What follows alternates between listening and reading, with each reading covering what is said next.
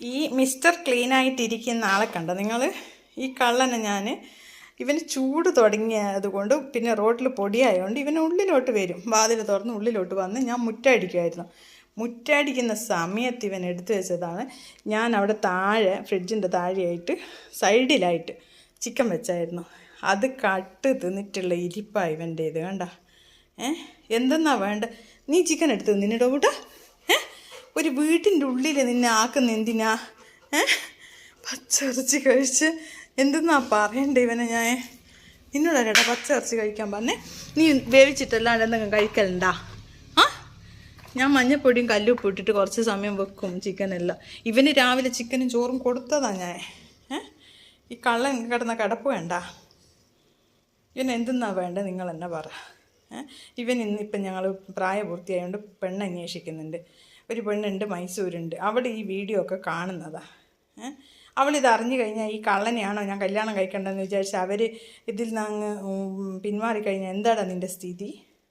Lisa പിന്മാറിയ എന്താ സ്ഥിതി? ഈ മാസം അവർ വരാമെന്ന് പറഞ്ഞിരിക്കുക. അവൾക്കെല്ലാം മേടിച്ചിട്ട് അവർ കൊണ്ടുവരുന്നുണ്ട് ഇങ്ങോട്ട്.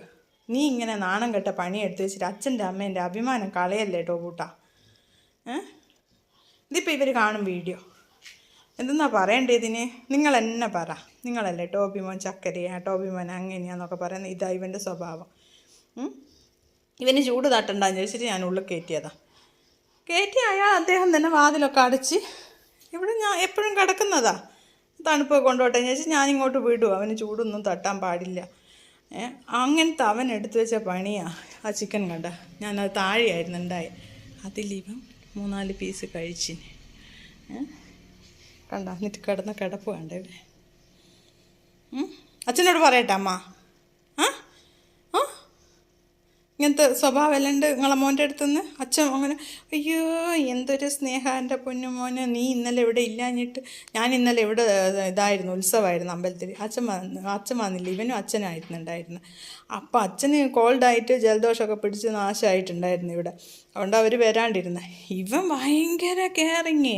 അകത്ത് ചെല്ലുക, അടുത്ത് കിടക്കുക, ശ്രദ്ധിക്കുക. ഇടയ്ക്കിടയ്ക്ക് അച്ഛൻ ചുമക്കുമ്പോൾ എന്നിട്ട് പറയും പൊന്ന അവൻ പൊന്ന, അത്രയ്ക്കും നല്ല മോനവൻ.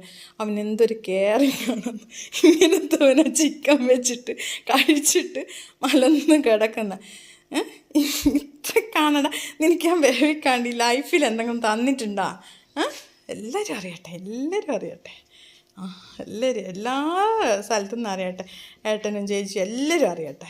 അവരും അറിയട്ടെ മക്കൾ. അതെന്തെങ്കിലും വരട്ടെ നിനക്ക്. ഞാൻ ഡോക്ടറോട് ചോദിക്കുന്നുണ്ട് ഇവനിങ്ങനെ പച്ചിറച്ചി കഴിച്ചിട്ടുണ്ട്. സമാധാനക്കേട് ആക്കി വെക്കുക കേട്ടാ. നീ എന്നെ ഉള്ളിൽ കിടക്കണ്ട, പോ കൂട്ടിൽ. അതിനും പറ്റൂല. അവിടുന്ന് ബഹു എന്ന് പറ്റി എപ്പം തുടങ്ങി നിന്നാ ബഹളം ഉണ്ടാക്കാൻ ഇവൻ. കിടന്ന കിടപ്പ് വേണ്ട. എല്ലാ പണിയും ഒപ്പിച്ച് വെച്ച് ഇനിയിപ്പം ഉറക്കം വരുന്നുണ്ട്. ഇനിയിപ്പോൾ ഫാൻ ഇട്ട് കൊടുത്താൽ അവിടെ കിടന്നങ്ങ് ഉറങ്ങും ഇദ്ദേഹം.